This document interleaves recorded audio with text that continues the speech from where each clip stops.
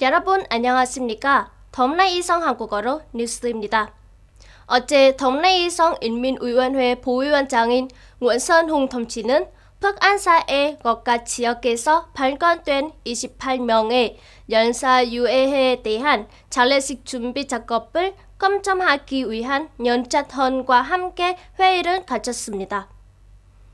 계획대로 4월 27일 동라이성 성당의원회 인민의원회는 연차 지역의 연사 묘지에 모인 28명의 순교자 유해에 대한 엄숙한 주모식과 장례식을 거행할 예정입니다. 동라이성과 연자헌의 기능기관은 주모 및 매장 의식이 신중하고 엄격하게 진행될 수 있도록 최종 단계를 적극적으로 완료하고 있습니다. 보도에 따르면 현재까지 유관기관, 부대, 지방자치단체에서는 열사 신문 확인, 장례식장 구역, 장엄한 장식 등 예식을 위한 막바지 준비를 활발히 진행하여 조국의 자유 독립을 위해 용감하게 희생된 영웅들에게 동라이성당과 군대 인민의 고마움을 보여주었습니다.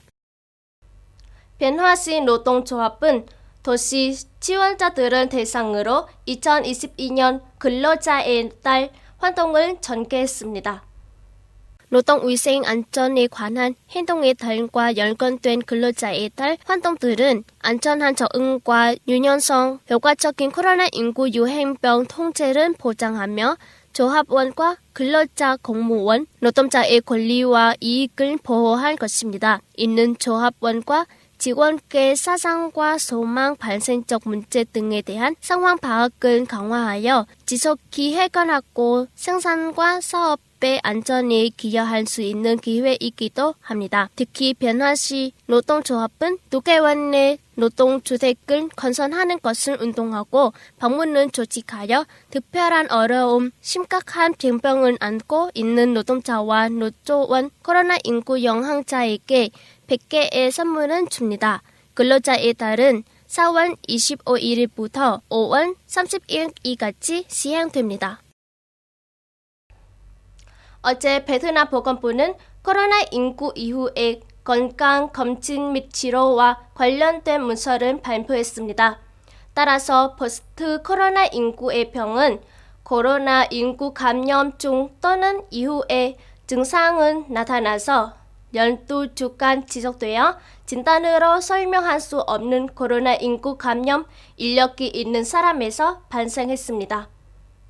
포스트 코로나19 증상이 최대 203개까지 있으며 있는 환자가 회복된 후 나타나거나 시간이 지남에 따라 생존하고 재발할 수 있습니다. 가장 흔한 증상은 피로, 숨가쁨, 관절 근육통, mik각기나 후각기 감소 또는 상실, 인지 저하, 수면 장애, 기침, 불통 등이 있습니다. 포스트 코로나19 증상이 지속되면 사람들은 진찰을 받는 필요가 있습니다. 보건부는 성애 다학제 진료, 치료 시설 등과 전문의과 허가된 전문 활동의 범위에 따라 코로나19 이후 건강 진단 및 치료를 신시하는 것을 요구했습니다. 지정 또는 부적절하고 불필요한 지정 남용을 피합니다.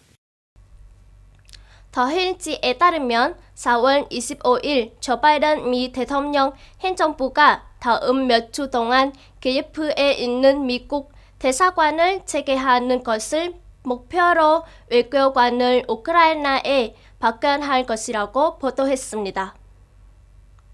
더힐지에 따르면 안토니 블링킨 미 국무장관과 로이드 오스틴 미 국무장관은 지난 주말 우크라이나의 수도 키예프를 방문했고 6개월 전 러시아 우크라이나 갈등이 판판한 이후 미국의 최대 위급 방문이 된다고 합니다. 신문은 블링켄 국무장관의 말을 인용해 다음 주부터 우크라이나에 다시 미국 외교관을 파견할 것이고 그들을 우리가 키예프 주재 미국 대사관으로 다시 문을 여는 방식을 검토하는 절차를 가동할 것이다 라고 전했습니다.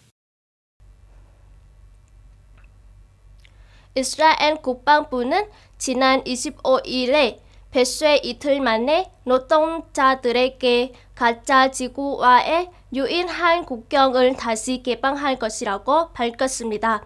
이 결정은 베스라인 영토에서 발생한 미사일 반사를 잠시 가라앉힌 후에 내려졌습니다.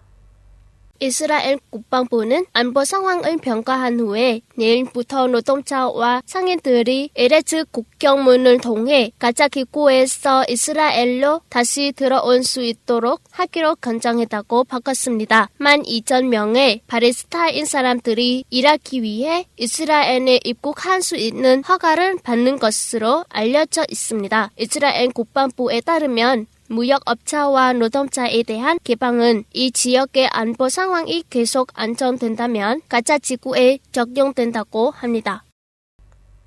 덩라이성 뉴스입니다. 잘 들려주셔서 감사합니다.